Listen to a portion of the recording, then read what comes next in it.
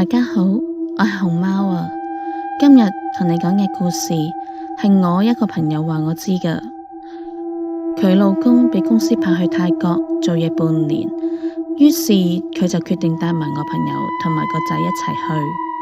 呢件事就係佢老公嘅親身經歷，我會用第一人稱原原本本咁講俾大家聽。你準備好未啊？我叫阿康，係做工程嘅。幾年前公司接咗個泰國項目，派我去曼谷附近嘅一個小鎮做監督，為期半年。我同老婆商量，與其你同個仔喺香港等我返嚟，不如跟我一齊過去啦。老婆諗咗一諗，覺得有道理。阿仔嗰陣2歲半，仲有半年先入學，正好係一個空檔期，當係一家人去一次長期旅行，見識下第二個地方嘅生活。老婆話好，我同阿仔跟你去。公司幫我哋安排咗住宿，係一間2層高嘅獨立屋，嗰條街成排屋都係一模一樣嘅，排列得好整齊。業主係個泰國華僑，人幾好噶。話間屋係佢阿爺年代留返落嚟噶，雖然舊咗少少，但係都總算好乾淨。我哋諗都冇諗咁多，就搬咗入去。搬入去冇幾日，有一晚我收工後返到屋企，老婆喺廚房煮緊飯，我坐喺梳化度陪阿仔玩。阿仔突然間望住個大門方向，笑笑口咁嗌咗句爸爸。我望過去，大門關埋咗，冇人㗎喎。我問阿仔：你同邊個講嘢啊？阿仔冇答我，繼續望住個門口，仲揮手添。我個心寒咗一寒，但係我同自己講，細路仔想象力豐富嘛，可能只係睇電視學返嚟啫。我冇同老婆講啦，費事佢亂諗嘢。但係過咗幾日，有一晚我哋一家3口喺客廳睇電視，老婆攰到差唔多瞓着，阿仔突然間係咁嗌：姨姨，姨姨，姨姨啊！老婆俾佢嚇醒咗。我望住阿仔，佢隻眼望住大門方向，隻手指住到紗門。紗門冇人推開，但係喐緊，道門自己輕輕搖咗一下，好似有人推開咗，再彈返原位。阿仔嘅視線跟住某一樣嘢，由紗門慢慢移去客廳，再由客廳移向樓梯方向。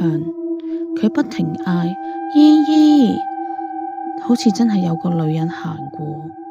老婆難以置信咁問我：老公，阿仔係咪撞鬼啊？之後嘅日子，我開始留意阿仔嘅行為，佢成日會對住空氣打招呼：Hello 叔叔，拜拜哥哥，姐姐同我玩。開頭我仲堅持自己嘅諗法，覺得細路仔係咁噶啦。又過咗一排，有一晚我哋準備出去食飯，我打開大門準備行出去，阿仔突然間扯住我條褲腳，死都唔肯行。我問佢做咩啊？出街食飯啊？阿仔話唔得啊，佢哋返嚟啦，俾佢哋入咗嚟先啦。我同老婆企咗喺度，望住空無一人嘅門口。阿仔企咗喺門邊，側身讓開條路，然後開始打招呼：叔叔、哥哥返嚟啦 ！Hello 姨姨，BB 乖乖。老婆捉住咗我隻手，捉到好實。我望住門外，咩都冇，但係我感覺到，好似真係有好多人，一個接一個咁喺我哋身邊行過。嗰晚我完全質疑自己嘅諗法，我知依間屋有嘢啊。老婆越嚟越唔安樂，成日都話瞓唔到。外母知道咗，佢去咗黃大仙求神問卜，然後打電話嚟，我接聽咗佢嘅電話。外母話：阿康，黃大仙講你哋間屋真係有嘢啊！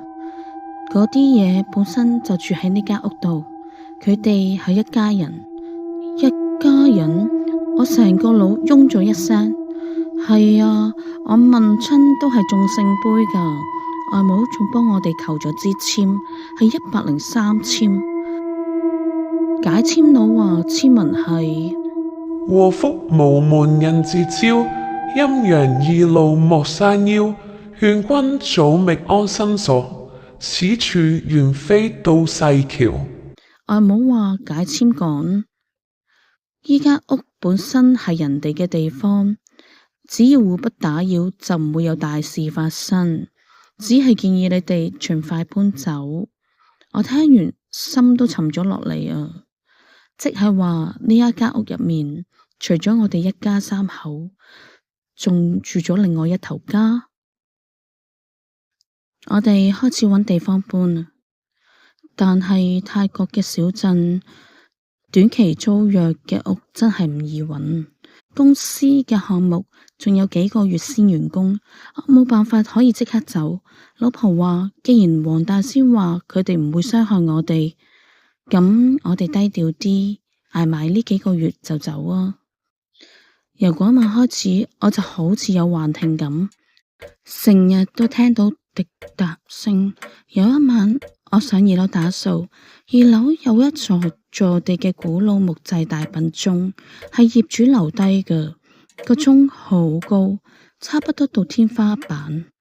業主話係阿爺喺英國訂返嚟嘅，好古老，已經壞咗好多年，唔識行，但係好靚，所以佢哋一直保留住。我拎起塊布，由鐘頂開始慢慢向下抹。突然間，我望到玻璃入面，自己身後面企住一個人。我成身震晒，我唔敢叫，唔敢喐。我視線一直望實鐘入面嘅倒影，嗰個係一個女人嚟㗎，好恐怖，塊面爛晒，但係佢冇望住我，佢眼神充滿哀傷，望住鐘頂嘅方向。我向佢望嘅方向睇，有個 BB 喺鐘頂爬緊。我再回頭望返個女人，佢雙眼啲眼淚喺眼眶度滾下滾下。喺我有意識之前，我聽到有 BB 喊聲同埋滴答聲，然後眼前一黑。之後我再睜開眼，我見到老婆好擔心咁幫我搽緊藥油。我攤咗喺梳化度，個頭好痛。我再望向大笨鐘，已經唔見咗個女人同個 BB 啦。我即時帶埋老婆同個仔，拎咗啲簡便行李去咗酒店住，再同公司以私人理由取消工作，跟住嗱臨訂機票走人。我哋冇返去間屋拎其他嘢。返到香港之後，過咗唔知幾耐，有一日，我收到個 line message， 係泰國嘅業主 send 嚟嘅。message 入面得一張相同幾行字，相入面係平日阿仔玩開嗰架玩具火車，阿仔最鍾意嘅玩具。因為離開得太急，冇拎到架火車，但係張相好奇怪，架火車放嘅位置好黑。我再留心啲睇。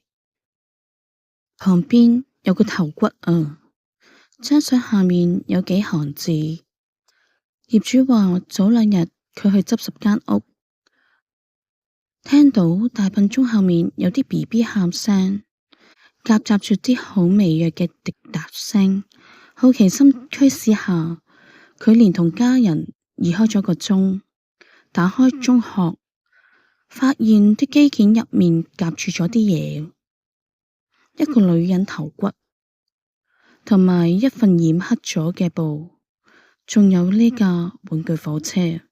業主話佢報咗警，警察話鑑證初步證實，啲骸骨應該有幾十年歷史，塊布上面有血跡，好舊好舊㗎，可能係個女人用嚟包住 BB 用㗎。我望住張相，再望住架玩具火車，我記起封面倒影入面嗰個女人，塊面爛晒，可能佢一直俾封面入面啲機件磨住，不停毀容。我而家仲諗緊，嗰家人咁多年都唔肯離開間屋，係咪因為啲骸骨比較鐘困住咗，走唔到？故事講完啦，你哋覺得阿仔架玩具火車點解會喺鐘入邊嘅？歡迎下面留言話畀我知，分享你哋嘅諗法。我係熊貓啊，下個故仔再見。